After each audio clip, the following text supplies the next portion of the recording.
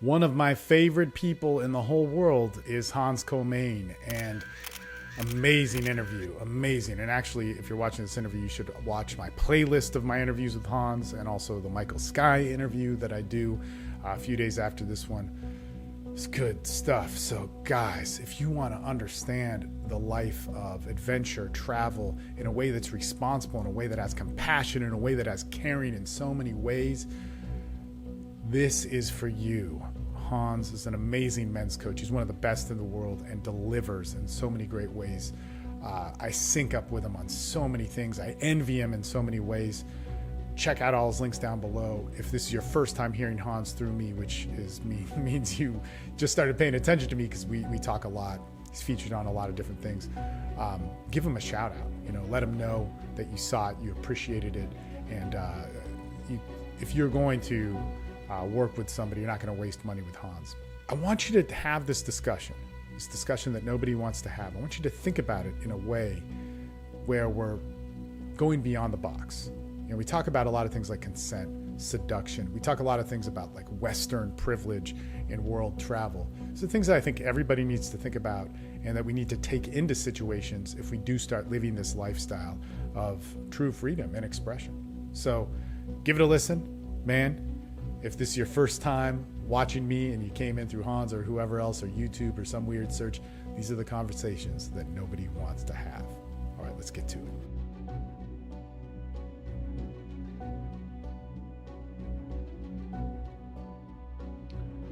Boom. There we go, man. You're in Brazil. Hans Comyn. What's happening? Where are you at right now?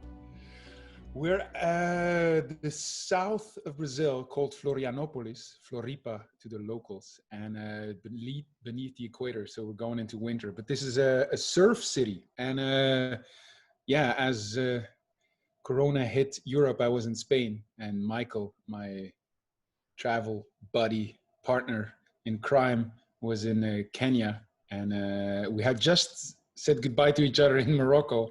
He went to Kenya, I went to south of Spain.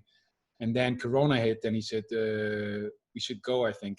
And I know some places in Brazil, and most of the year, a lot of the houses are empty there because it's like a summer destination.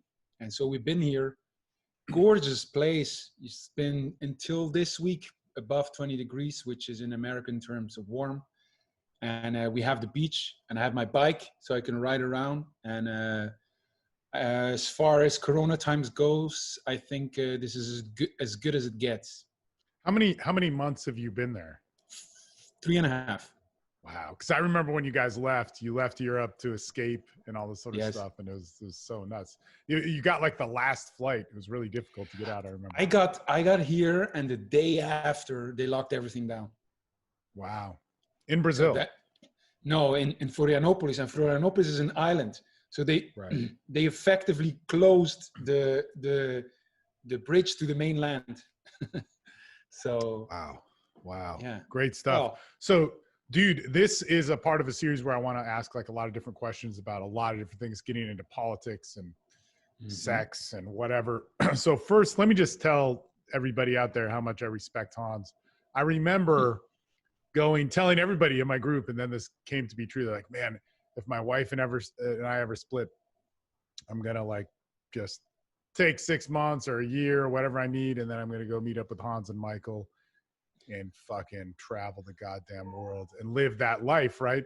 And then I met up with you guys and can't stand you, but I'm just trying. At least you know.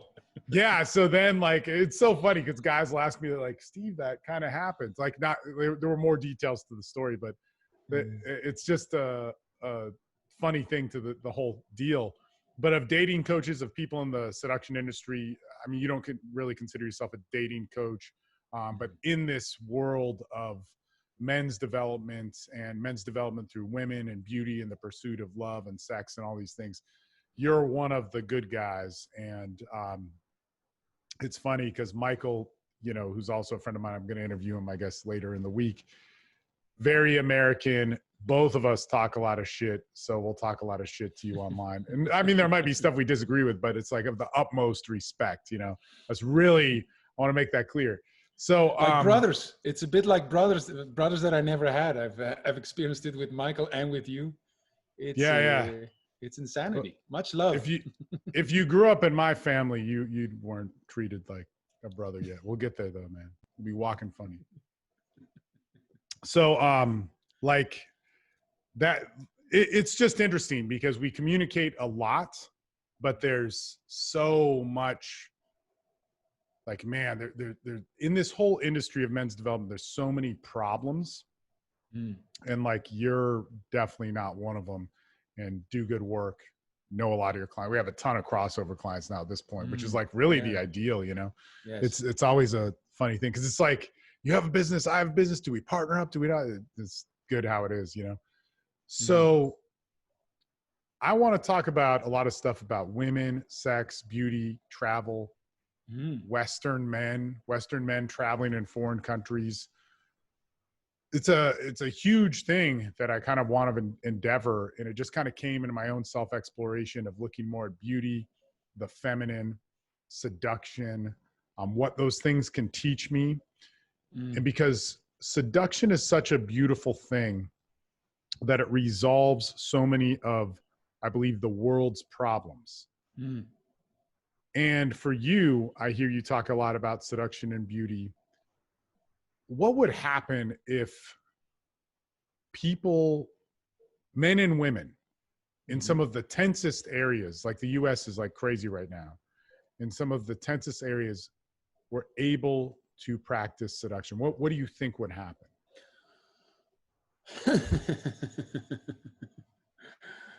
We'd all get together and live happily ever after. But it's so yeah. Just even in the house, Michael is watching YouTube, and I can always tell it's always American, and people are yelling and screaming the whole fucking time, and it's just, it never stops. Like YouTube discussions, and people are, and it's what I see is that the main guidance certainly in the West and especially America, the main navigator for relationships is judgment, meaning you're bad and I'm good or whatever. I'm judging you, and we're going to we argue from these points of like judging each other, and it's baffling to me because it will never be resolved. If you're on one side and the other is the other side, and you thrive on saying that they're the others, it's never going to be resolved. And there's a whole kind of like, it's like what people are doing is they almost live in separate worlds. This is my world, this is your world, and we try to have the other accept our world. We try to dominate them, and it's never gonna. The best you can get is that you will win, and the other will feel a grudge towards you. So that never settles, and it's on very basic levels in the interactions between people, and it's yeah. I'm always wondering what would happen if we don't use judgment as a navigating tool for a relationship, but if we use honor. What would happen if we don't just celebrate, like in the West, the one who goes first and self-expression, but if you also take into account the other, which is a very Eastern concept. In Japan, they always think of the other in whatever they do. What would happen if we use honor, if we think of the other, if we seduce each other, and yeah, it would be a whole different thing, it would be a whole different thing. And it's yeah. It's very much bully victim right now, and we don't see when we see a problem, we don't try to solve it together. We try to fight the other and be more right than the other.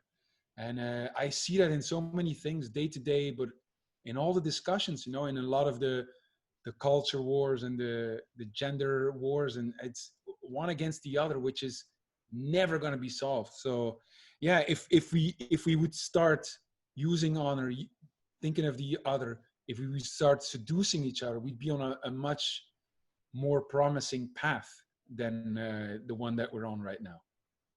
So let's take a couple steps back because there's a lot that I kind of want to flag within there. But when we talk about judgment, you're going to get the argument. So I have my own theory about this, which ties into seduction, which goes kind of a different direction. I may end up in the same place. I don't know. But everybody's going to tell you that judgment is necessary. Judgment is necessary for safety. And then you get the typical thing online where people go like, man, I'm going to disprove what you say so that my thing can be right. But either way, nobody gets to a solution, right? So the counter is like, we need to judge in order to have sanity and safety. And what you just think I should, do business with somebody that you don't care about. Like judgment is so important. Judgment. You're wrong. I'm right. And then it doesn't really get to the overall purpose, which is like, dude, we're not communicating and there's not an intermixing of people, and we're building more of a closed off community environment, and we're seeing relationships built on walls of who's on the outside and who's between.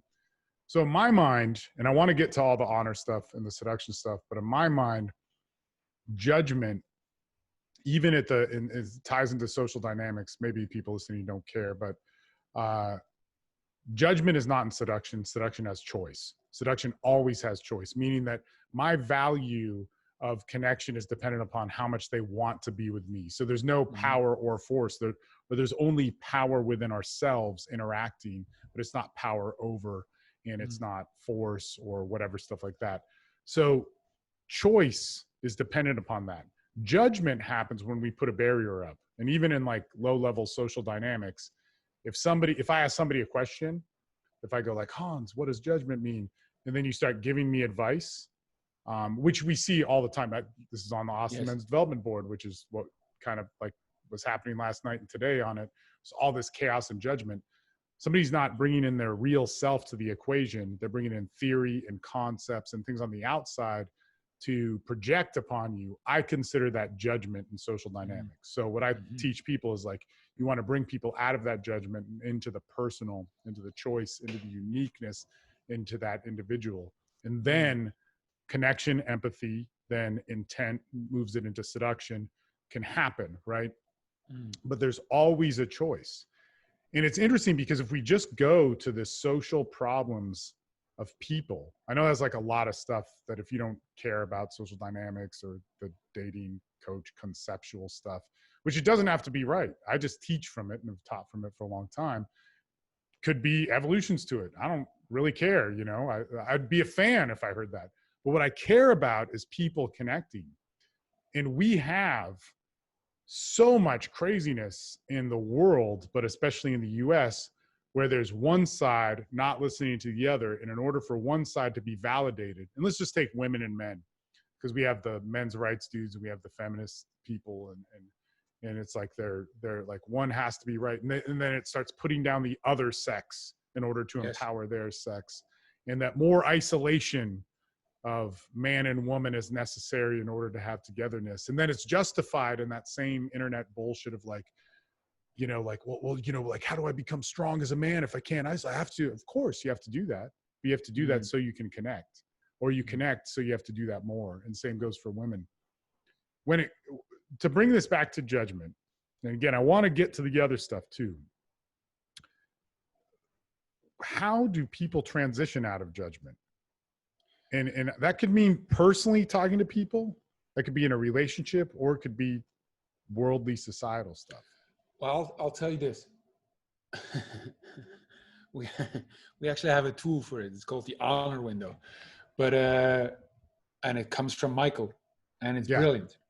But first of all, for me, judgment is natural, but it is not necessary.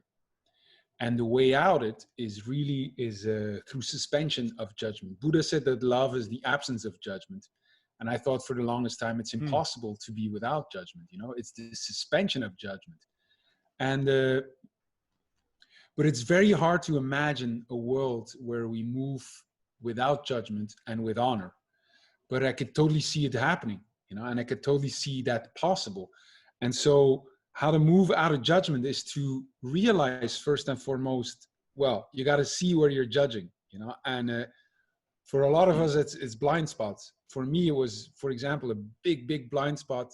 Well, all of my judgments were blind spots, and then I saw how much I was judging. And then recently I had a huge blind spot that was shown to me, that I was very judgmental of people being judgmental. And I hadn't seen it, you know, and then I realized, whoa, you know.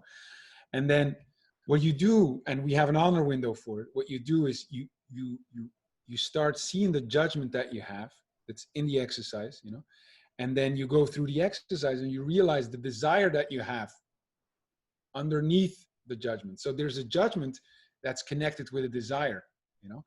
And what the work does, what the work of the honor window does, is showing that when we move with judgment and we try to have a solution, but we come from judgment, that you can't reach the other. You can't reach them because you're really living in different worlds, and where you think what is true is not true to the other.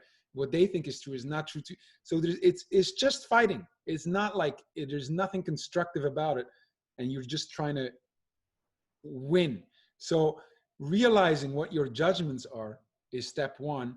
Seeing the desire that's underneath is step two, and then starting to see how the other has judgments of you, and then going through their desire, and you find on the other side, you find a place to stand where you can honor them, which means you walk their shoes, you really try to walk their shoes, how they see the world, and then you start seeing what they've been standing for, meaning what is the desire they have underneath their judgments of you.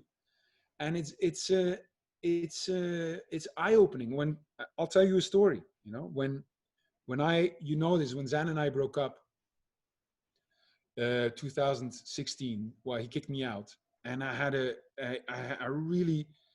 want to say this, I started judging him instantly, which is completely normal, because judgment is a short-term solution to the pain that we have of like, fuck, it's not going our way, we're disappointed, and we can't deal with it. You know, something that could be beautiful is going wrong, and we can't deal with it. And so we start judging the other, so it's outside of us, so we can deal with the pain a little easier. So short-term, it's a completely natural, beneficial reaction, you know, but long-term, it doesn't work. Long-term, so in the short term, I started developing judgment of Zan, of like, he didn't keep his word, he betrayed me, he's a thief. I had a strong case against him, you know, and it was so true. It felt so true to him, so true. And then with years, I felt that burden of the judgments, that I felt, fuck, man, this is such a weight on my shoulders to be living with that. You know, I realized how much I'm the prisoner of my own judgments. You know, it doesn't matter I'm right or wrong, that, you know, that like I feel that burden of having to go through life with that. And I'm thinking, what else can I do? You know, and you see it in relationships too. You know, a couple, they're great together, and then they start judging each other, start having contempt, and then they start fighting, and they start to fight. They try to fight their way out. But when you do it with judgment, it will only get worse. You know, it will deteriorate until it's done. And so when I meet people who are in couples and it happened, I say, stop whatever you're doing right now. Stop it right now, because it's only going to get worse. And you got to do the work. And we call it the honor window, but it really takes that guy from judging his wife, the wife judging his man, into seeing what the other has been standing for, and then knowing how to honor them. Meaning, and people have trouble with it because they don't deserve to be honored, which is another judgment, you know. So, but honoring the other is a way of relieving yourself of the burden of your own judgments, is breaking free from this prison of your own judgments. And so it's huge. And so I start, like, I had my case against Zan. I saw my judgments. I went through the work, and I saw on the other side his stand, you know. And I found a place to stand for him, meaning I saw the mountain he'd been facing, the choices he made, and I could honor him for it. I could honor him for the path that he walked. I could honor him for his message. I could even honor him for the fact that he kicked me out, because I saw that if he hadn't kicked me out, I wouldn't have done it, and it would have gone sour, you know. And he did it. Partly also because I needed to be free, you know, I needed to go my own way. and he did something, and it must have caused him so much pain, because I was his best friend, and he still did it. And so I could honor him for that. And so I came out the whole other side after the exercise. I was like, yes, this is it. This is it. I felt so free. And then I could communicate it to him. And it was just, that's the second part where I bring it to the other. And it was just magic. It was a miracle happening right in front, I don't know if I rushed a bit through that, but no. This is good, but I want to get back to this. So there's a couple different things here. We started off talking about a social problem, which can probably not get resolved easily, and I think it moved then to an individual problem, which is how we can solve our problems. And I really think if people focus on the individual, that's the best thing anybody can do. Like, don't worry about the social problems. Don't man, it's never going to win. Like, you're fighting a battle 1,000 miles away that is like your dysfunctions, your own personal issues are leveraging it. So you're like megaphoning it. You see this all the time with people who have like major problems in their lives getting involved in causes. Well, the cause might get solved, might not, most likely not. But, when you see those things win or get to the end, you see these people just like find another thing and mess up their lives with it. But so I'm just thinking, go ahead. Go ahead. Well, I want to talk about this in the individual experience, because I know the Michael Sciano, when I actually have the stuff right there of what I did, but there's an interesting piece, and this does tie into the social stuff too, which I think metaphorically we can see from a bird's eye view, and then take it into our own lives as the individual, because the individual is all we can change, is that people that are mad, let's say like women that are mad, men that are mad for a reason. Now that anger, I think in many cases lasts too long and is dysfunctional. But the judgment like that you had that was necessary, or that you had was necessary for a short amount of time. Yes. It gave value to then the healing process. What was the timeline between you being 2016 and then you resolving those things? Oh man, it's almost shameful, but that took me, no, it is shameful. That took me 2.5 years. Why is it shameful? Well, so it took you 2.5 years, but I know now I would do it a lot. I have the tools now. I have the tools. I know what to do. I know how to, and since then I've done it with several of the relationship that had gone sour, So yeah, it took me until I found the work, and then I applied it, and it was,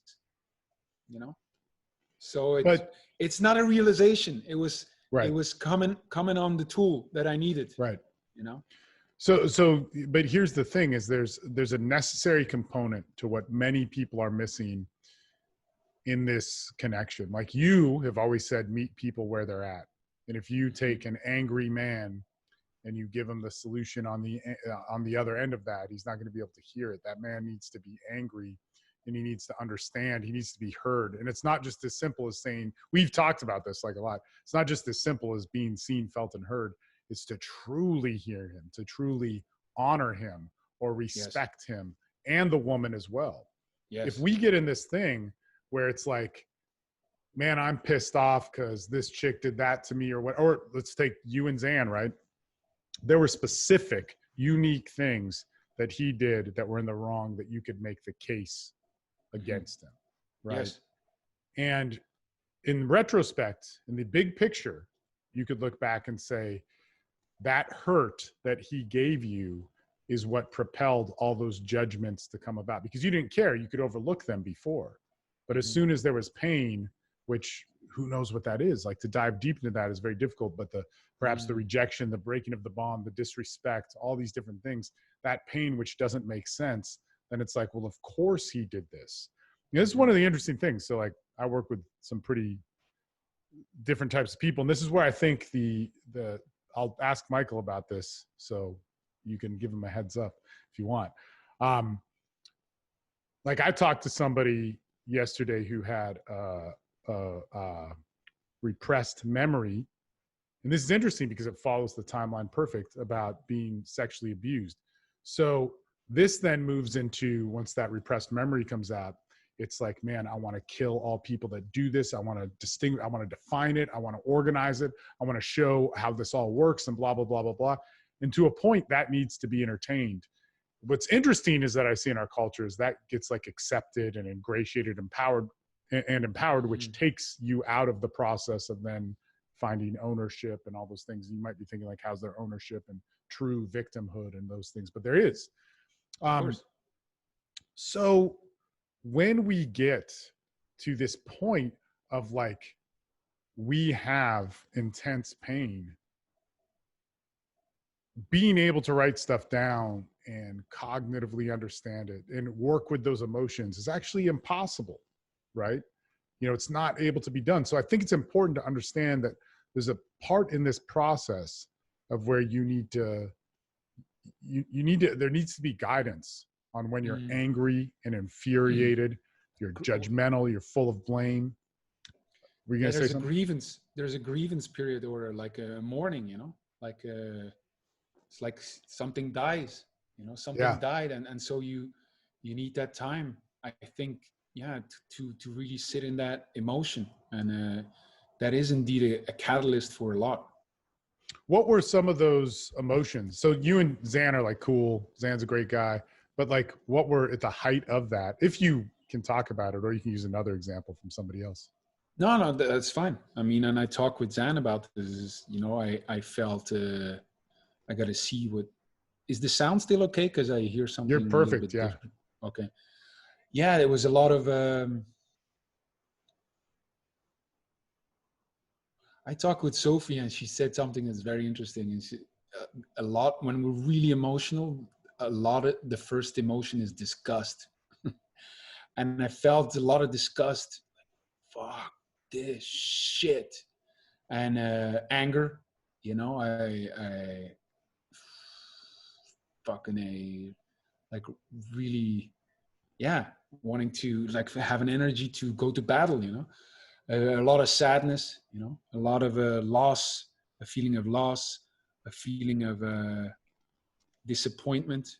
I don't know how on the scale emotions where that is. Betrayal, you know, real loneliness. What did those feelings make you do? Like, did it make you isolate?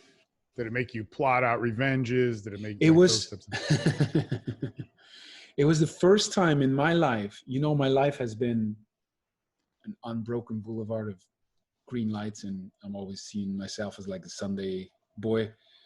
And it was the first time that I understood people that will get depressed. And it was the first time that I understood that there must be people in this world who consider suicide. And I didn't think of that, you know, but I could see like that dark looming nothingness. Like I would get up in mornings and like, what the fuck, you know, why, you know, because Arzamarata was everything to me, you know, it was my friends, it was my community, it was my life's work, it was everything, it was my income. And then it was all ripped away, you know. So, and yeah, I had nothingness. And I must say this too, since then, I know that feeling now, and I can always sense it lurking in the corner, you know, and I have to take care of it. I have to be aware of it. And I don't know if that answers it, but no. Trying to recall what I was going through. Right.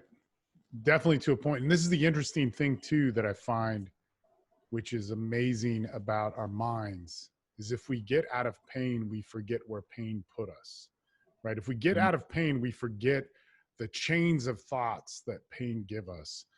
And it's really interesting because I'm talking with somebody who, whenever I talk to people that are addicts or recovering addicts, when I use that term, I'm usually talking about people in recovery, just so people know, but I don't really have a problem with the term. People get all bent out of shape about it. when I talk to addicts and people that have seen some really hardcore stuff, which is like stuff that is unimaginable for a lot of people, and the level of anger and revenge. And we even were talking about this last night, or I believe 2 nights ago or whatever, is there's a difference with somebody who plots something. There's a difference with somebody who's angry for a day and thinks about something. And then there's a difference between somebody who actually takes action, because those people that take action will usually get social consequences. You have an arrest record. It just doesn't last too long. It's so easy to get in trouble. Those people that take actions, very small percentage of them repair their lives, but the ones that do repair it in ways that are like pretty insane, right? So they have to dive deep into themselves. It's really amazing. So I always say, like, people who understand moral codes and spiritual principles are usually people that have that the most, and they still may not be the best people, right? But but then so much of the population are these people where we walk through our pain and we haven't had to face those dark times. We've faced them, we've gotten past them, we've oftentimes distracted ourselves with them. I mean, our society's easy, man. If you have some baggage, you don't have to ever look at it. If you got molested, if you got beaten, if somebody was murdered in your family, or whatever happened, our society is very safe to be able to have you succeed and which is great. This is a good thing, to be able to function and never have to look at those things. And so when people walk through those dark times of pain, they're not prepared for it. I think my discussion with this person the other day was that people that have walked through that and had some severe consequences from it, they can't run from that, because they usually got in trouble and they had a court case, or they had social, like everybody knew that they were the person that smashed out the windows of so-and-so's car, some shit like that. So it's crazy, and we live in this world where I see more pain coming because our society is so good, which is good. That's great, right? But with a great society, we have to have responsibility of how people can manage and handle that pain. It needs to be understood that there's outlets for it. Anyway, so you're talking more pain because it's not addressed. Is that what you're saying? Yeah, because you can get by without ever having to look at it. Yes. So we see this with men. This was an interesting thing. I was talking to this lady, and she was Hispanic, and she asked, I was telling her about some of the men's rights stuff, and she's like, yeah, those are all like white guys, So I'm like, okay, what do you mean by that? And she's like, look, in a lot of cultures that empowered masculinity, this was like amazing. I love this. I hate it when people blindly make this statement and then it gets read as racism, or maybe it is or whatever, and it just doesn't go anywhere, right? But this point was amazing. She goes, if you take like a Latino man, he has masculinity empowered in his culture.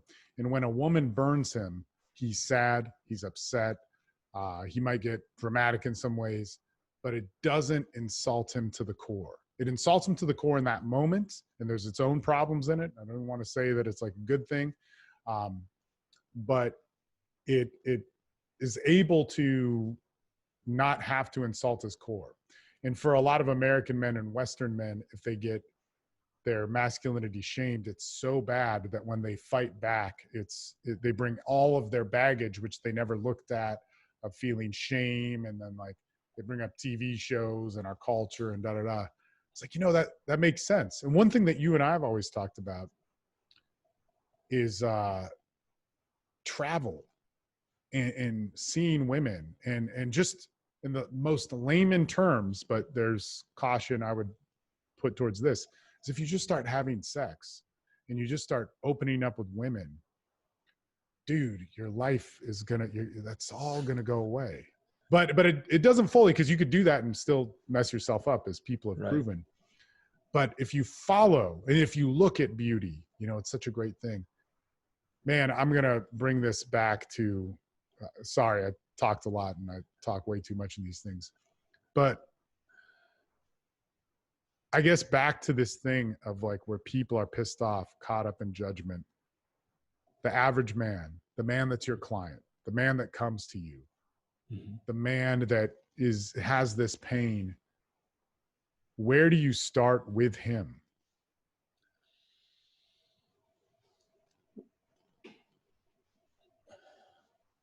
Well, for example, I just started working with someone who's also in your group, and he was 7 years with a woman, and it ended. And it tries to get her back in a way. And I think it was 8. How huh? dare you disrespect my client? No, I think it was 8 years. I'm joking. I'm joking. I'm joking. I'm joking. Anyway, whatever. Okay, go back to it. I fucked up. and and I ask him about like how he looks at his wife and why he wants it back, and he has a story, and I ask him about like, do you feel like you judge her? He says, no, I think, there's nothing.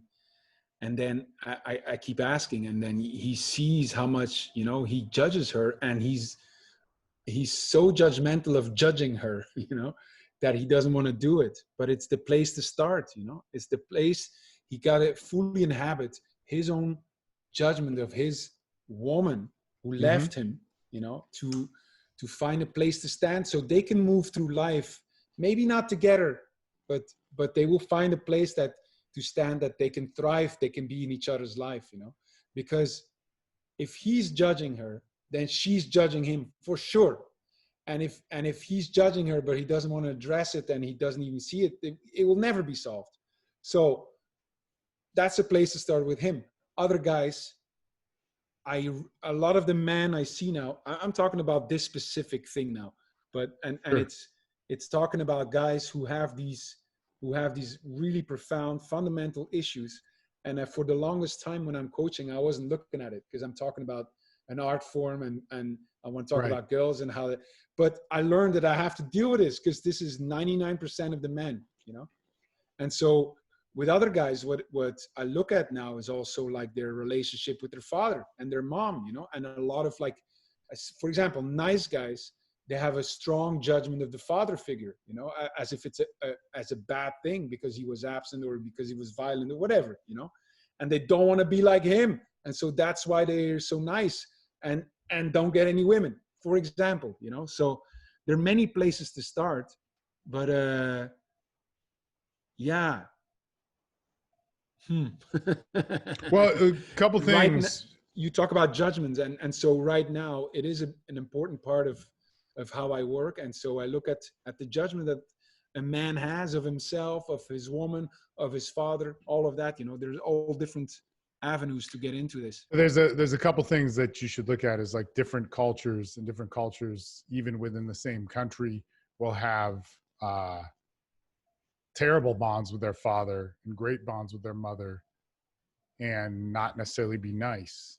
I mean, these things, the equation isn't necessarily there. And if we look at it there, we're going to get trapped. And I think fundamentally we need to look at is that if somebody's in a mode of judgment, that you need to get them to get to a point where they can feel that judgment to where you see it.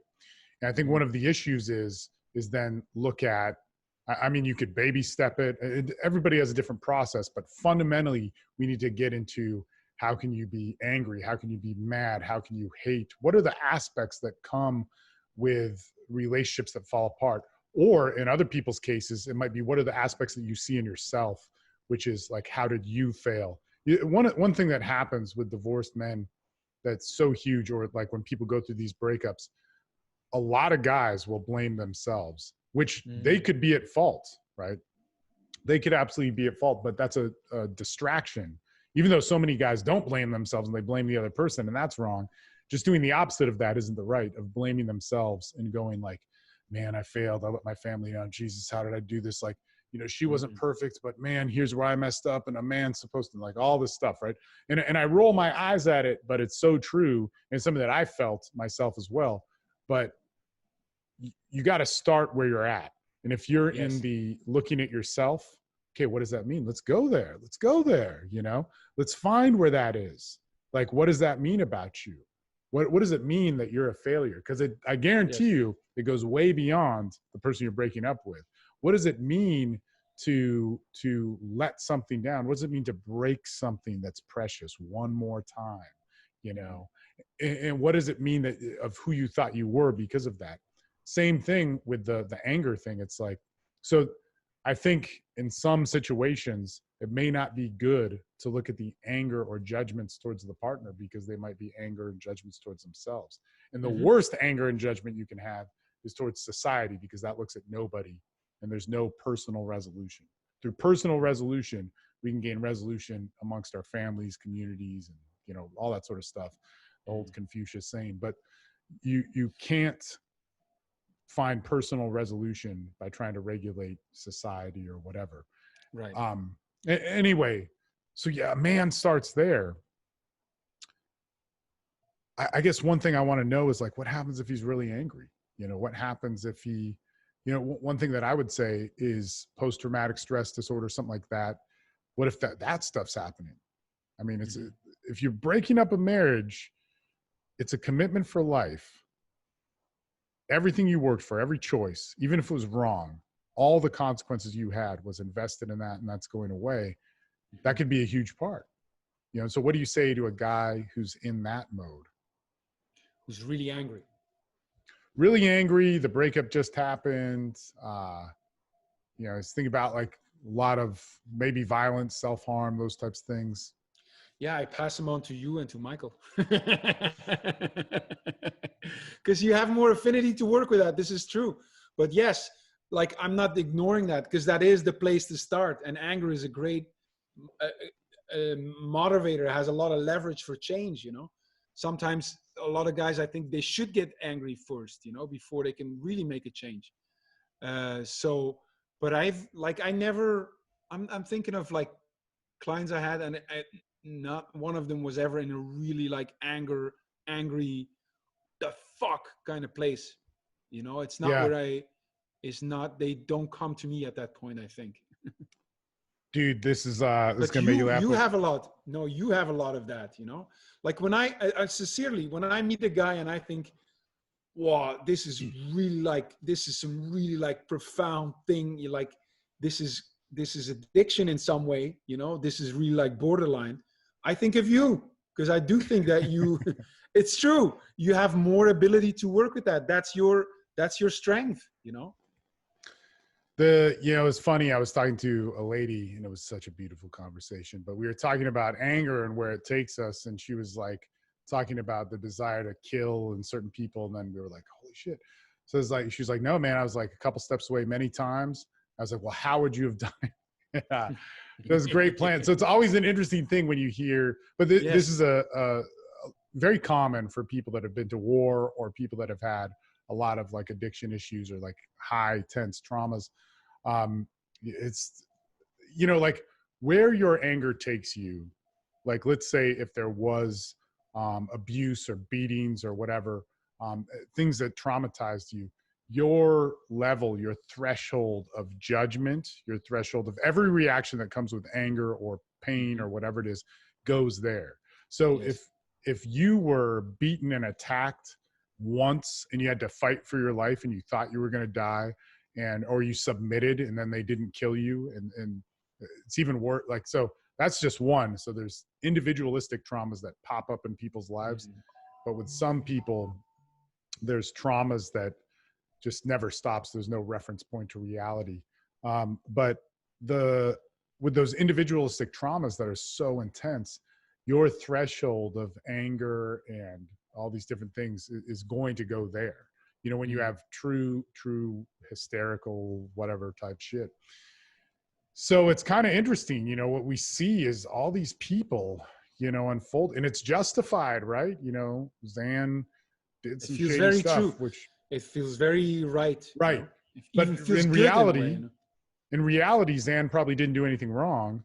But at the time, you know, it's like, well, it doesn't matter, like you say, in a reality, as if that's independent. No, it's just the way you look at it. And or you make a case and you fight, or you say, okay, how do I want to live? I don't ask what is more true. I say, what is helping me, you know? And so, but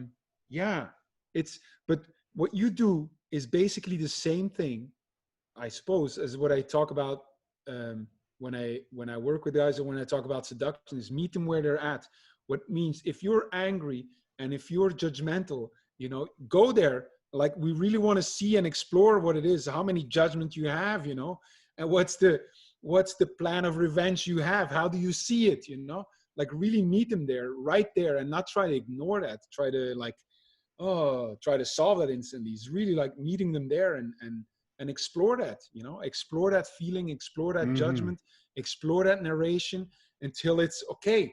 We've documented it, you know. Now, do you want to work with this? Do you want to break through this? Do you want something different? You know, and then you can work. But Yeah, yeah, I yeah. like that what you said. Tell me about it. Like, how would you do it? Well, no, Exactly. because it just shows where the level of pain has been at. You take somebody Mm, who a normal person, it's like, no, man, I was depressed and hurt, which is terrible, right? Like, mm, that's you know, who wants to sit through depression?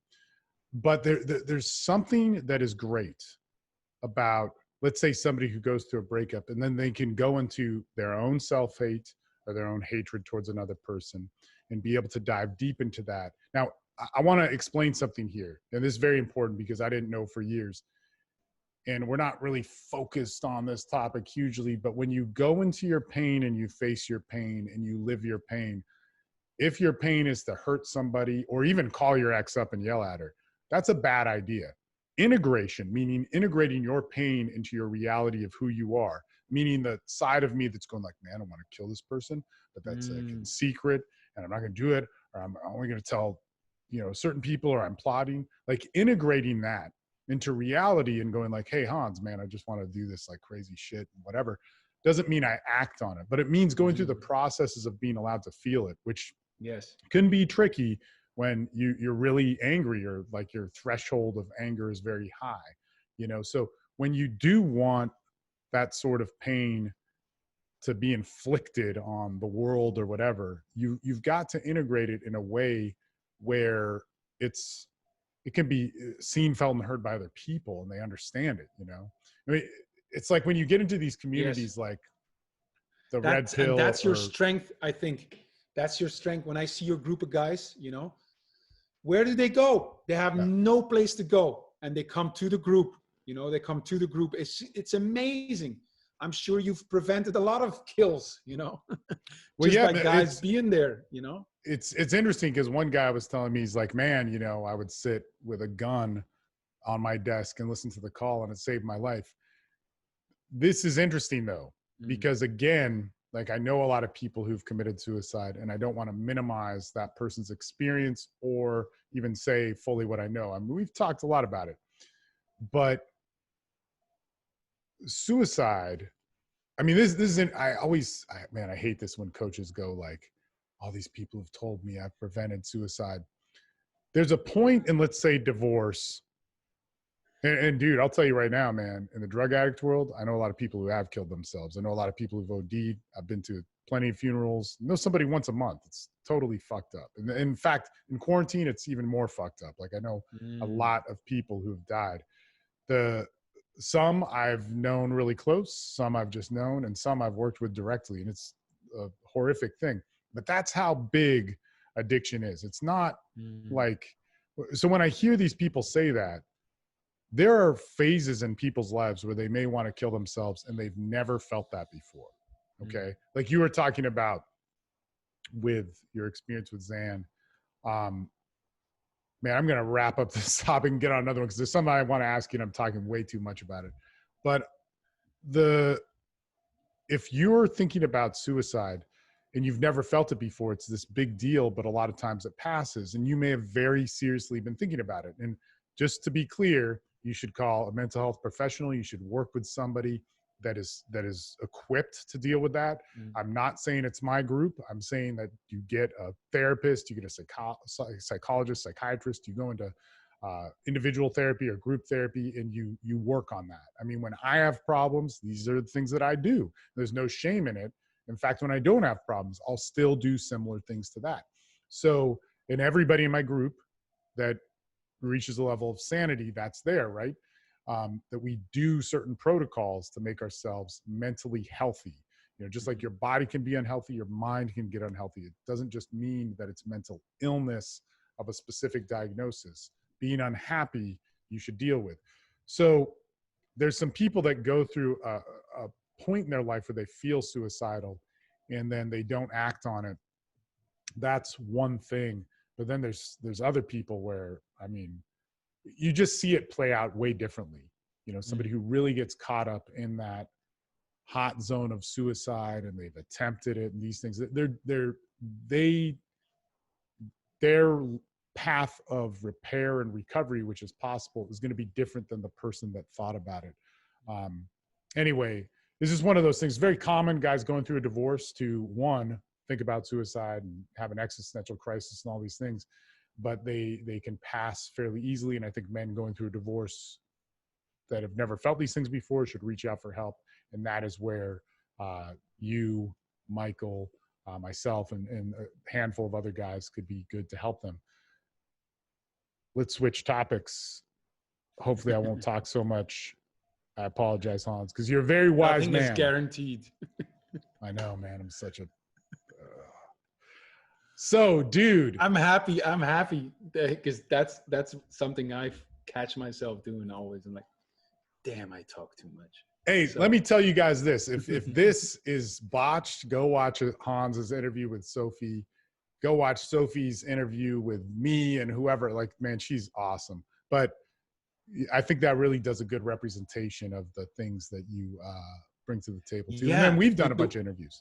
Yeah. The one she did an interview with me, and she really I loved it because she asked me the questions of the things I really talk about. And I don't know, she framed it very well. So, dude, how many guys, including myself in your group, are like, God, that chick is so hot. It's so crazy. She's got like the crazy magic, right? It's fucking unreal. To each his own, but she's great. I think she's great. Oh, jeez. Man, you just called her ugly. What's up? No, but it's so interesting. That's not true. Well, I mean, then what'd you call her? No, but called her fantastic.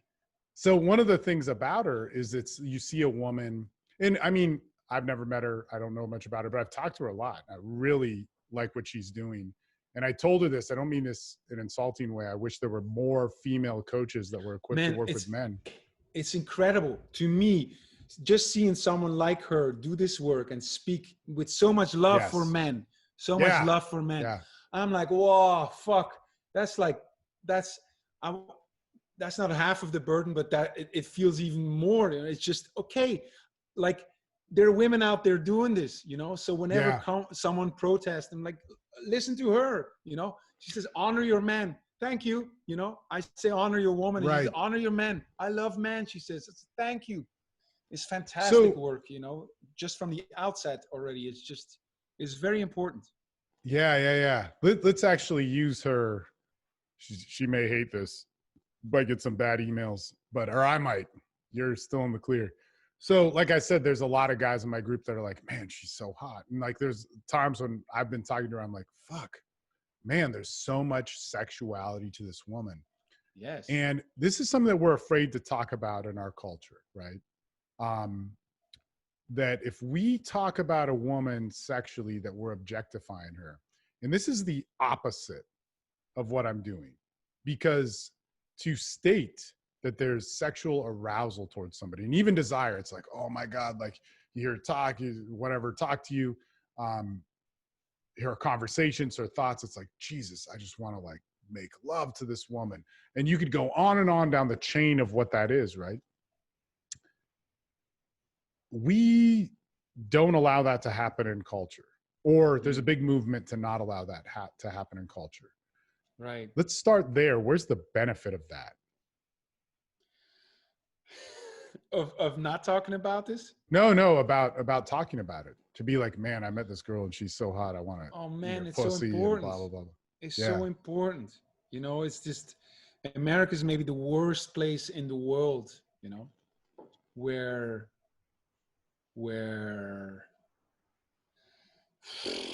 fuck, I don't know where to begin with this, but it's just,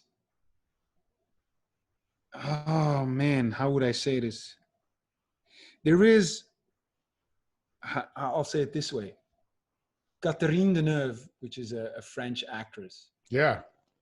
Belle de jour. She wrote a great piece. Right. Said, when Me Too came out. Yeah. Yeah. And she said, the man should have the right to seduce, you know.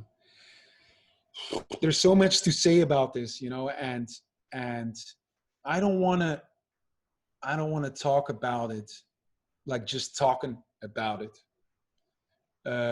Because if you ask me a specific question, I'll say something about it. If I talk with a woman, I'll say something about it in a certain way.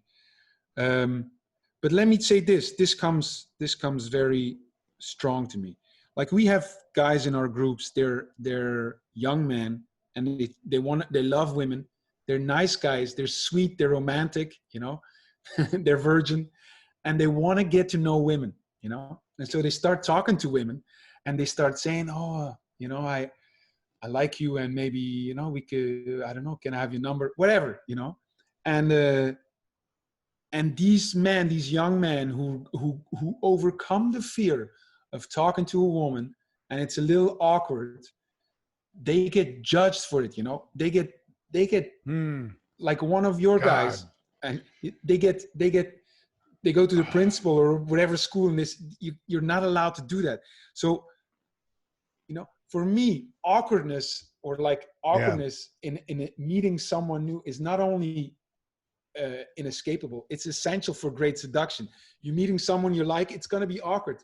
What is happening now with all the political correctness and all the Me Too, and it's like, we're not even, you're like, it should not be awkward is what we're, and if it's awkward, it's 100% the responsibility of the man. And so what we're taking away from these young men who are just learning, who are just nice, we're taking away the opportunity for them to learn of how to do it, of how to make it a little bit less awkward. It's like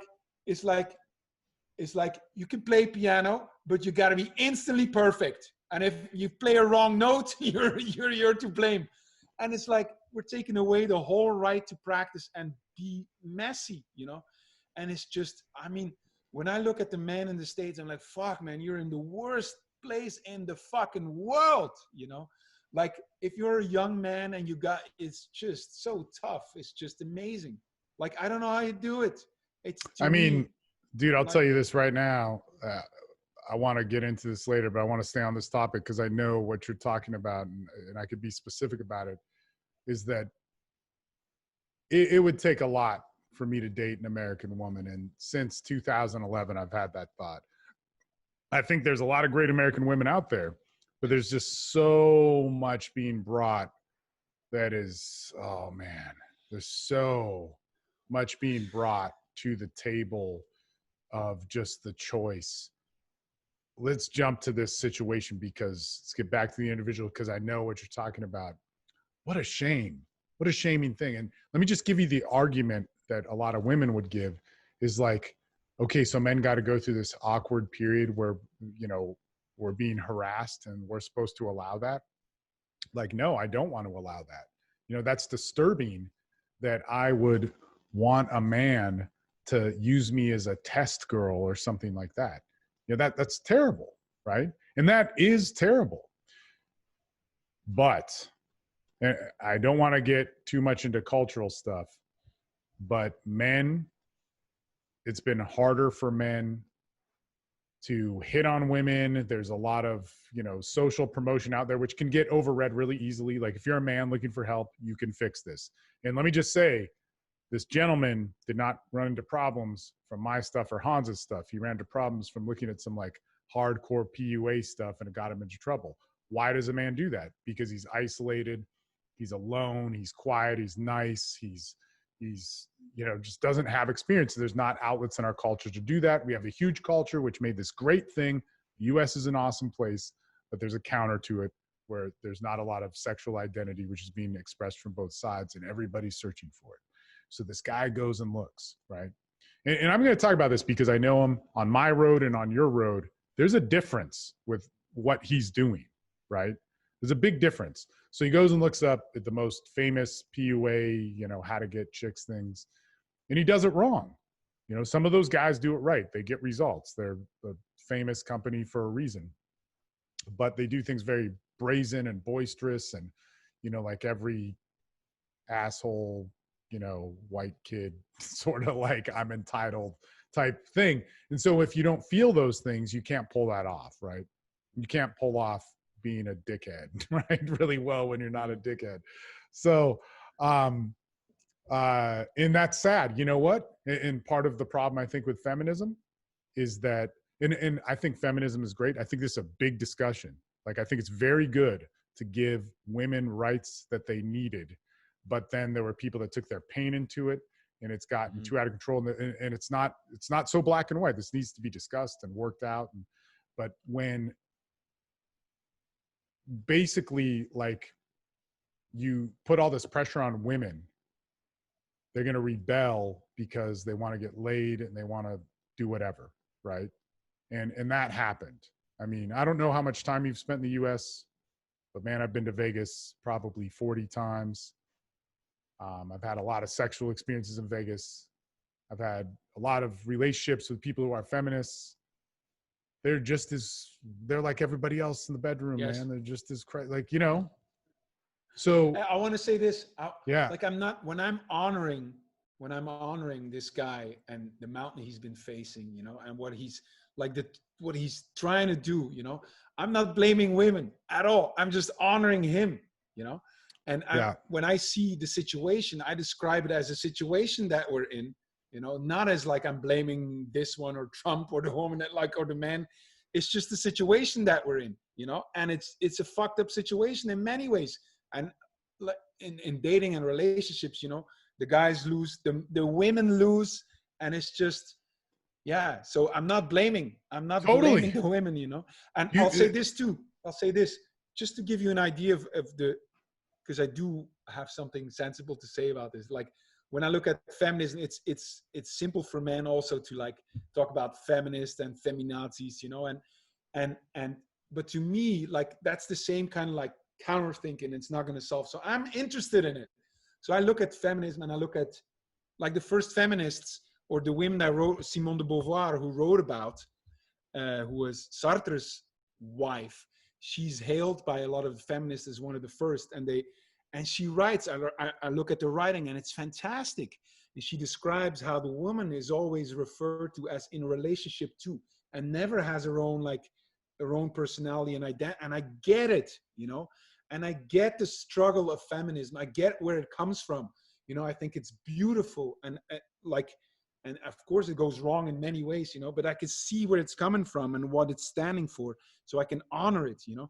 And then I can speak to feminists about this and they say, yes, yes, yes. And then I say, you know, Simone de Beauvoir, when she was asked, what is your greatest accomplishment and joy in your life?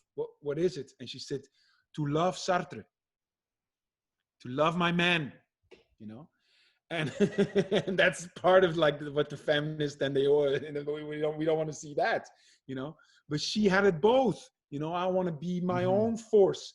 And I still see that my power as a woman is in surrender, you know. And she was very feminine in that sense, you know. And just like that whole, I like to see, whenever I see one narration going one way and I'm very strong, I like to balance it out and see the other side, you know. So when I am in the presence of feminists, you know, I make a stand for men. When I see men and they go off against women, I'm making a stand for women, you know. I balance that out. And I think I think that's more valuable as an exercise than saying who's right or wrong, you know, because, yeah, it's not going to solve anything, you know? Man, so what's the path then for a guy that gets in trouble at school? He followed some like standard PUA stuff or those types of red pill things or whatever the hell it is, and then he's confused. What's his path? Well, certainly if it's a young guy, here's my what I recommend to any guy.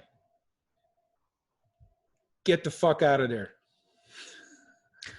Go. I'm not joking. You know, even if you want to marry and be with an American woman, you know, all of that has only value if you've seen something else. You know, the world is out there and it's so vast and it's so different than what you're used to.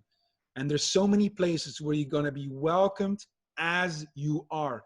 And certainly in the States, there's a stigma on it. You know, people think you go, bro, oh, you can't make it here, or you're a loser. No, no, there are great matches out there in the world, you know. An American man, American woman is not one of them. They don't get along, obviously, without blaming the women or the men, you know. But there are matches out there that are incredible. American man, you know, a good-natured, well-intended American man, you know, South American woman, great match. Go to Brazil, great match. Colombia, great match. Go to Eastern Europe, great match. Go to Africa, a great match, you know.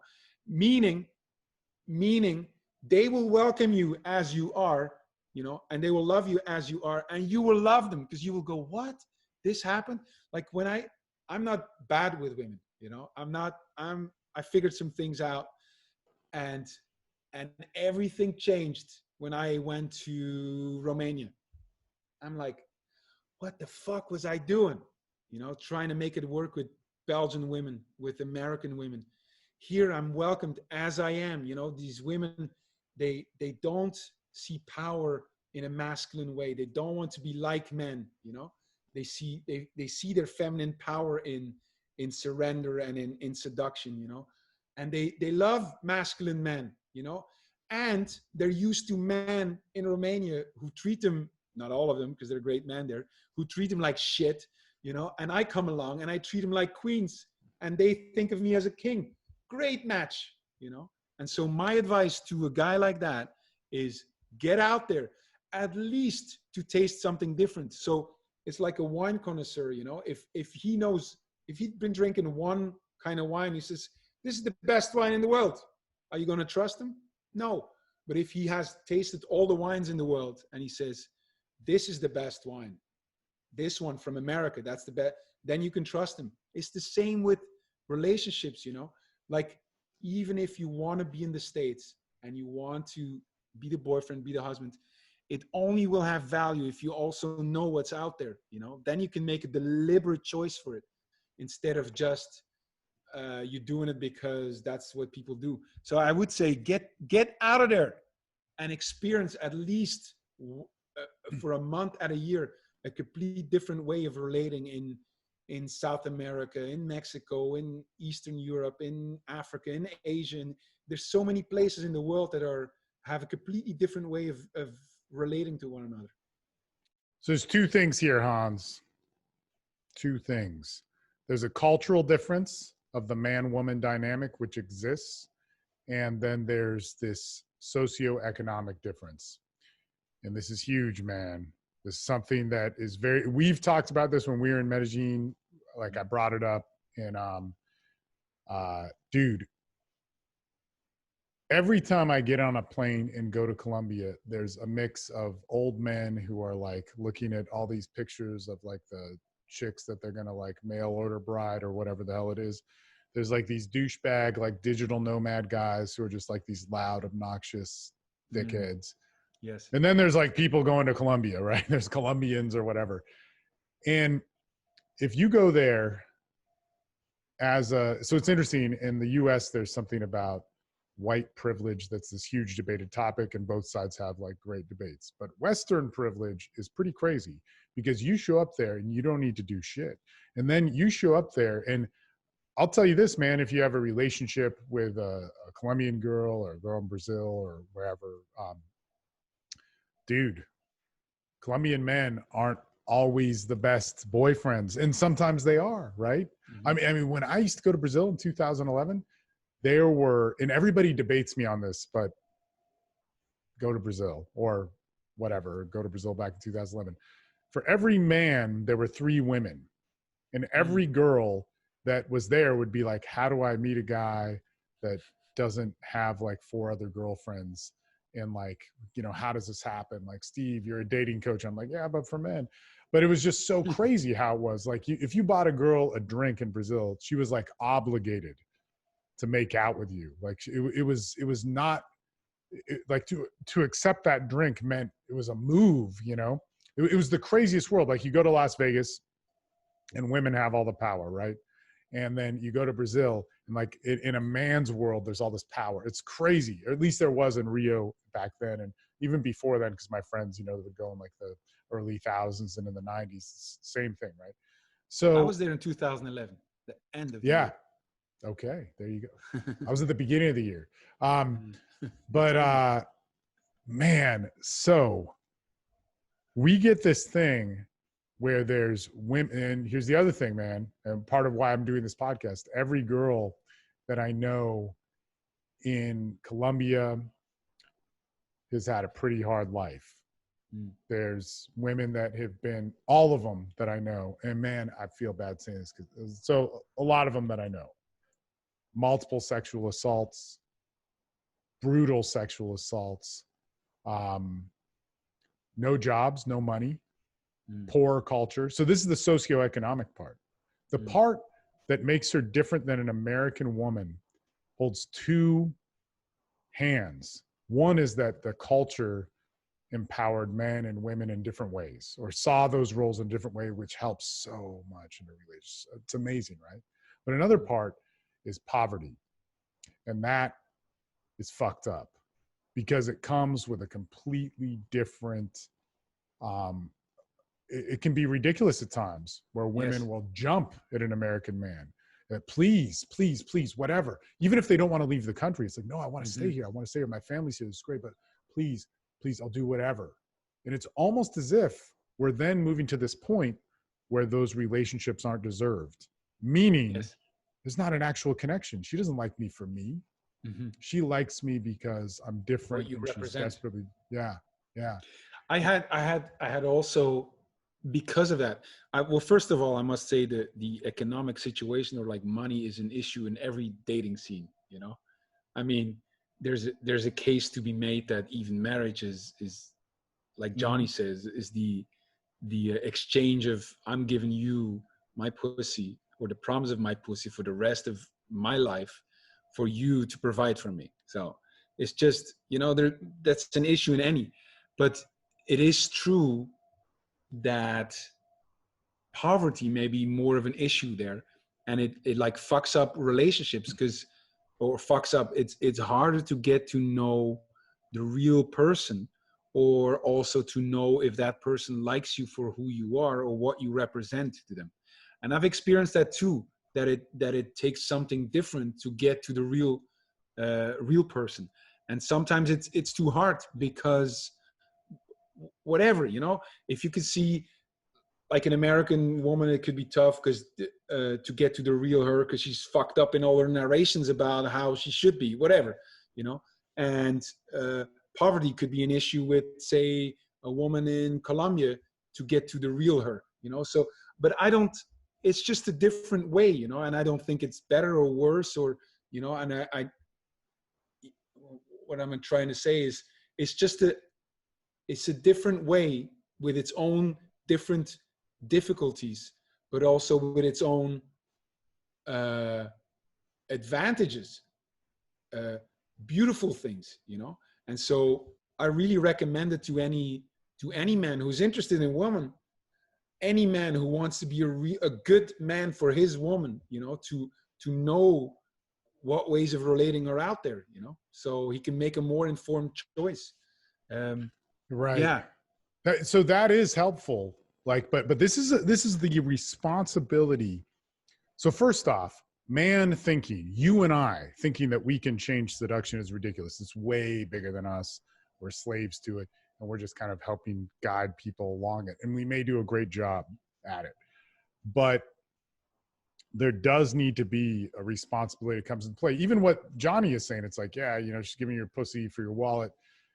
Dude, marriage cannot be minimized to that in any way, shape, or form. Every man should have that discussion. They should have that discussion of what that means. But then when you move into like people taking it too seriously Mm. is ridiculous. And the honor and the greatness that comes from marriage and fatherhood and commitment and those types of things is very special. And same with for the woman, that it isn't just that economic thing. And also when the with Well, the I want to say American. this too. I want to say, Mhm. I don't know why, but I want to be in defense of like the women I met in, say, Bucharest or Medellin. And I have several women in my life, you know, for whom money was never an issue, even less Right, than for the American right, women, you know. right. Not, Yeah, they were so proud and they right. don't want me to pay a drink.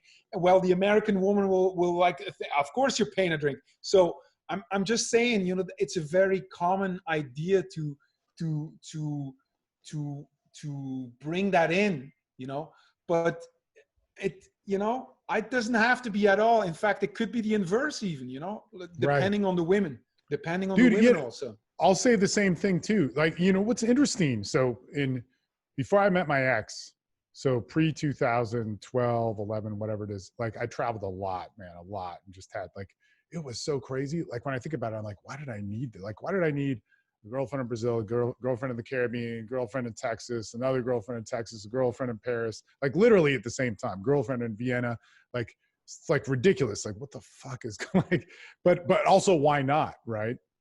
Little did I know that there's like a deeper exploration that I had to go in with it. But of course, like I'm so grateful to having it. But it was interesting because that gave me the ability to see the difference in women and to get what the overall feminine was and what to respect in women. And even though I experienced it, I needed to get to know it again. It's one of the Yes. most beneficial things of me. My ex was awesome in so many ways and great, and I'm not negating that experience because it's probably one of the best experiences of my life. But the reintegration of what the feminine is, the one woman, the spirit of woman is, that you get from experiencing many women that are different from different cultures and from different perspectives, and that's great. But Yes. then how do we do that with respect? And that's the interesting thing. Like the exploration with respect. You mean that? Well, just like, dude, your life, you are 100% on the road, right? Yes. And you have very intense relationships with women and then disappear. So it's very easy. Well, I don't want to say it's easy. I don't want to say it's easy, but it's different than a man who can just escape 2 weeks, out of the Yeah. year. I want to say this. I go, but I don't disappear. I don't disappear. I don't have multiple girlfriends who don't know of each other. And then, no, I like when I meet someone and I make a real connection, it's for life. I don't go anywhere. They might break it off, but I never break it off. And I provide for them in a sense, like I take care of them mentally, sometimes financially, you know, and like, but I'm there for them for the rest of their life if they want that, you know. And so it's not like oh, I got a girl in every port and she's just waiting for me to come along and that's the height of her year, you know. And no, that's not, you know. I go, yes, but I don't disappear. I don't disappear from a woman's life unless she wants me to disappear, you know. Yeah. I want to ask you this just because you traveled around with Zan for what, like 10 years? Yeah, 8, 9, yeah. Like, so suitcase, very little money, um, that sort of thing. So when you traveled with Zan, it definitely wasn't about money with the women. Like there, Exactly. yeah, yeah, yeah. Because I've done that too, and it's This is the different great now. Yeah, this is the great benefit of being poor or poor Western standards, you know, because the yeah, rest of the world I'm not. But that I knew that the girls liked me for yeah. who I am, because it sure wasn't the money, you know. This is what's interesting about the whole like argument about hypergamy and so on is that like man, I never had a huge amount of money. And now like I'm better off money wise, but like, man, when I traveled and had the most like intense relationships and ones that lasted the longest, it was not about money. I think when you're living in American culture, at some point the pressure gets to you and it does become about money, which is really terrible. But it's interesting that men in America will label like, oh, it has to be hypergamy. We see it everywhere. We see it through every culture. Man, if you just go and venture out, to where there's not so much economic pressure and not so much What's competition. sorry, I may look like stupid. What's hypergamy? Well, you're probably smart for not knowing, because so just for the record, Hans is a highly educated individual who's studied to be a professor. And the fact that you And I don't know this this. means you're not Michael Skye, because I guarantee you he knows. It means that women marry up, and so that there's something evolutionary about them that looks for money Right. and success, and that she'll choose that over you. And so now a lot of so this is the problem with like American culture with men and women. Like feminism taken too far produces more women that are promiscuous because they're rebelling from it. And then there's no sense of femininity teaching women how to be responsible with their sexuality. So men's rights taken too far teaches men to break and to blame women and do all this sort of stuff. Same thing as feminism. But then when they rebel and they do want to connect with women and they do want to, fall in love, or they're not prepared to, there's not a voice of men being able to have the softer side or balance the hardness. They just think it's all hardness and control. They don't know real power and control. That's what's always so amazing about. Dude, when I was single again, it was ridiculous because I achieved these without thinking about it, like not even trying. Because I had a different relationship with my ex, right? With a lot of respect. But then when I met other women, I don't want to say I disrespected them, but they weren't my wife. They weren't somebody I committed my life to. They were a girlfriend. And man, I'll just, like, all those guys in those communities that pick up and power, control the red pill, like I was there immediately. Because I couldn't believe it. I'm sitting there in another country, and there's a girl literally calling up other women to come and have sex with me because it would be fun. And 6 months later, same shit. Like, that's crazy. And I didn't have to be an ass. I was like nice. I allowed them to be this is what happened. I allowed them to be a woman and experiment with something new. Right. That's what happened. It wasn't like I had so much alphaness. It was actually really more of just being lazy and knowing the right. I don't know. I don't really think about this stuff anymore. So we get these men that basically, like, they want to have power. And so then they go to Colombia and they meet a woman where they can have power over because you can do it. Or they finally they bring in all their insecurity of what it's supposed to feel like to be a man, and they're fucking assholes and shit on a culture. That's fucked up.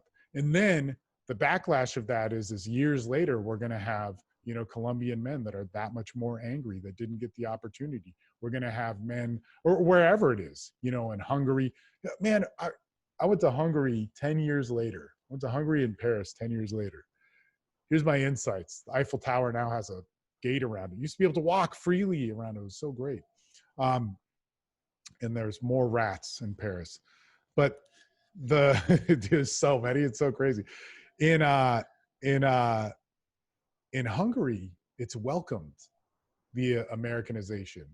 Like Aussies, Americans, English guys can come there, and to speak English is great. They're like, no, please give us money, walk on our culture. You've seen a lot of that dissipate. The male, I assume, in Hungary or in Budapest, it's not in all of Hungary. This was only in Budapest. Man, they're going to rebel at a certain point. And so we're setting up this thing where it's not about love. It's not about women. It's not about how to be a good man. It's about how to take where I can take. It's about how to dominate, where it's colonialization at its best. It's fucking terrible, man. And I wonder about it because I love going to other countries. I love experiencing not just the women. Like if I go to Costa Rica or Colombia or wherever, I experience as much as I can. For all the reasons why it's there, the beaches, the towns, the understanding of people, the men and women. But at some point, I'll have a relationship with somebody, and I think it's got to have that responsibility, to bring it, because I do believe that if we bring it back to the masculine and feminine, it will find its best balance. But if we bring it in with our baggage, God, dude, it's so disturbing. Well, yeah, if it's just like tourism, it's not going to be good. If it's just, if you bring in your American ways into where you're going, it's, I was recommend to be a traveler and really be part and contribute to the local community, be part of that, speak the language, get to know people. you know, see what you can, Right. how you can be of service to them, you know, really like be part of it. And yeah, I, you talking about, I don't see it, you know, I don't really see it, but you talking about it makes me a little bit worried, you know, like, damn. Well, no, but in traveling, do you see it? I mean, so I'm going back and forth, Mm. you know, I and I'm integrated into American culture. I am an American, you know, Mm. and then I see what's going on in America. There's so, it's so, the world is so vast, you know. Yeah, there are places you go to Chiang Mai and you see all the digital nomads, you know, or places in Medellin also. But we were in Kenya, Nairobi, and you know, we were the only ones, you know.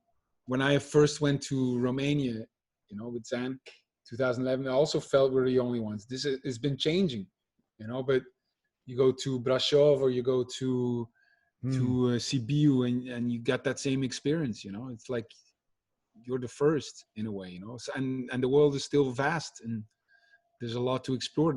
Yeah, there's probably, Michael expressed that concern too, you know, that with the globalization that everyone is everywhere a bit more, and some of the things that we love get eroded. But yeah, I don't think, I'm not really worried about that.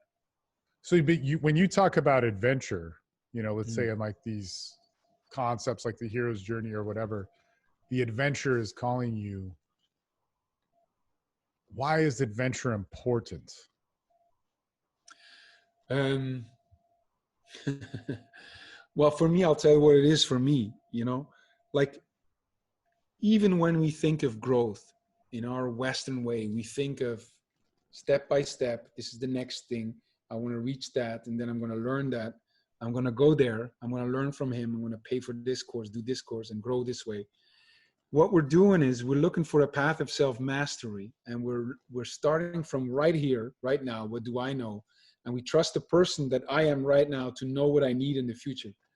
And if you put against that the more like adventure learning, which is way more about, I don't trust who I am right now to know what I need in the future. What I'm going to do is I'm going to put myself in a situation where I need to become someone different, you know, where I need to transform, you know, and in that situation I'll see what I'm made of. And to me, that sense of transformation that happens when I put myself in a situation that demands from me to become someone different, it's so, it makes me feel alive, you know. And when I think of self-mastery and just the next incremental step and learning this, I'm less alive. So yeah, to see that I became someone different, that transformation, to see that, to witness that, to see that I know, to feel the trust that I have what it takes to navigate the unknown, you know, that's very valuable to me. That makes me feel alive. That makes me trust life. That makes me, yeah, that makes me feel very warm inside. Um, so yeah, I So recommend it. so the adventure is a challenge. It's a test to you. Yeah, yeah. It's always like, it's outside the comfort. It's not So like a next step. you probably got to sleep here in a bit because you wake up at the butt crack of dawn to go pray to the ocean or whatever weird stuff you and Michael Sky do. But I want to ask you a few more questions on this. So adventure is testing you. When was the last time that you felt like you might die, or you felt like you were going to lose yourself, or that things that you believed in were going to be taken away Yes. through that adventure? You know, I come to realize that I'm always thinking, well, I'm not adventurous enough, you know. But I had a situation in Colombia in 2011. You're plenty dude. You're plenty adventurous, man. Plenty. But yeah, go ahead. Yeah, that was the closest I came with thinking, fuck, this might be over. I had met a girl, and yeah, she was the one talking to me, seducing me, and asked me if I take her to a cab and then go with her. And we went to her place, and I stayed the night, and she had a roommate also, and it was great. And in the morning I kissed her goodbye, and I kept talking to her, and I didn't hear from her for 4 days. And 4 days later, police came, There were 7 people from the police, and they said, "Are you Hans Comyn?" They had a picture of me on the internet. "Were you with this girl?" I said, "Yes." And they said, you're in big trouble, and we suggest you leave the country." And I said, "Okay, I'll go tomorrow." They said, "No, we suggest you go now, because tonight we can secure your safety. Tomorrow, no." And I remember going upstairs, and Zan was there, and I said, "Zan, police is here. We have to go." And Zan thought they were coming for us, so he's like in his underwear going for the window. I still see him like this. He's making an escape. And I said, "No, no, no. But we have to go." And we packed 20 minutes. We got into police cars. But at that point, I didn't know if they had good intention with me. So I was worried, like, are they going to take me somewhere or not? But they took us to the airport, and we took the first flight out to Panama. And they videoed us going out. And that was the scariest moment, I would say. I was like, Do you know why they wanted to do that? No, I was never to contact. I only have a guess, I only have a guess that maybe she was with someone and she told him about it, or he knew about it. And then, I don't know, was angry, and maybe she said to the police, "Hey, get this guy out of here." I don't know. That's just a guess. I don't know what happened there. I don't know. Man, it's crazy. And then I want to ask you from your I adventures. never said this actually publicly, so I don't know how public this is. But very public. You're gonna be everybody gonna wreck you in the greatest way. No, I mean, man, I'll tell you right this. I ain't gonna edit it out, but I can restrict the publication from it if you're really that worried about it. But I'm not worried because I went back, and it's you've risked your life. So perspective wise, or in the essence of who you are, what have you gotten most out of this, your adventures? I mean, you've been on the road for 15 years or something. Yeah. 12, 13. It's just a real, I feel more and more gratitude for life. Like this morning I'm looking at the ocean, and I could feel it way more than before. Before it's like a concept almost. But I could feel like, wow, I'm here on the QNC and these waves and these clouds, and it's just amazing. Life to me is just a gift. I really feel like every day is, so I have that, and I feel a real trust in life, and I trust in me that I put myself in different situations. I can navigate the unknown, and that gives me a lot of trust and confidence. And I think that's the greatest good that anyone can have, and that travel will do with you. Man, yeah. Go ahead. I was just gonna say, really good stuff. One thing that I would just love to know more about is that positivity, that happiness. Like, what does life mean to you? Like, what is this, journey that we're on? I'm gonna. Oh yeah. But I'm going to honor my father in this, because I realized with time and working with so many men, how my father, the great Jacques Gabriel Cyril Comyn, he raised me with that, that I am enough. I never had to fight for his love. Same with my mom. And I was always self-confident in that sense. I saw myself as different from other kids, but I didn't want to fit in, and I never had to fight for my parents' love. And I thought it was normal, but now talking with so many people, I see how rare that is. And so I think that kind of like being emotionally spoiled that way, not in affection, because we don't really like hug or say I love you, but being spoiled in the sense that you're okay, whatever you do, it's good. I feel that from my parents. They love me in that way. They're proud of me. And I think that gives me children that are spoiled that way. They carry a confidence and throughout life, they get this for life. And I was gifted by that. A lot of men have to fight for it. I can see them struggling with it, fighting, you know, which is a great fight. But I had that. It was given to me by my parents, you know. So yeah, I really thank them and I really honor them. I think it's precious. Well, good stuff, Hans. Man, can't wait till the borders all open up and we can meet up somewhere and have like good adventures and talk some trash and me not be as Keep loud the borders as Michael closed. Sky. No more trash talking. Yeah, no, man, you're good stuff. I always like, man, good stuff, man. I've always loved our discussions. They're better face to face. People getting to know you. Where do they look? Where do they find you? HansComyn.com. And yeah, I'm working right now mostly like adventure commitment, you know. How can we, what are the alternatives to the standard relationship, you know, and the way of the West looking at it, that it's either commitment or either adventure. And I've grown to understand through all my travels that not only is it possible to have both, but it's essential. You gotta have both. Even if you want your marriage to last, you gotta have both.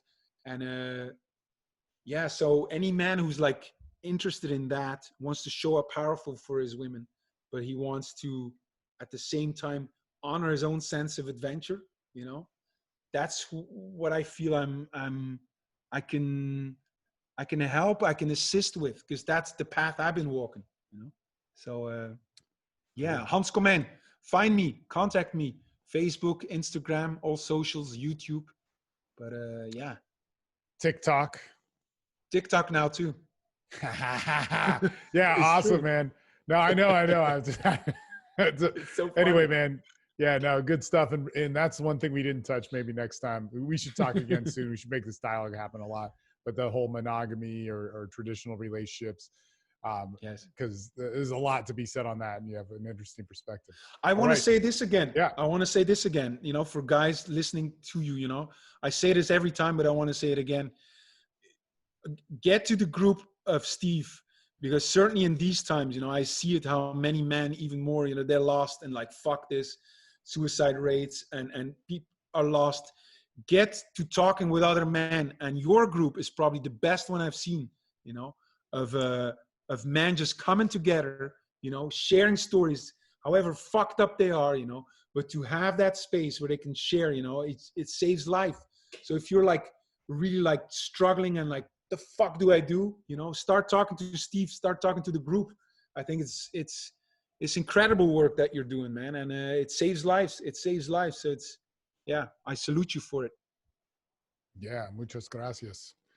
All right. Let's kill it. Kill it. And there we have it. Hans Comyn, guys. I hope you enjoyed it. I hope you liked it. Like, follow, share, subscribe. All those things are very, very important to it all. I think that it's important also that you let Hans know that you really appreciated this. And of course, let me know. You know, I do this to talk to everybody, not just to have a one-sided conversation. So hopefully that's what you're getting from it. And man, just let me know. My door's open. We'll talk to you guys soon.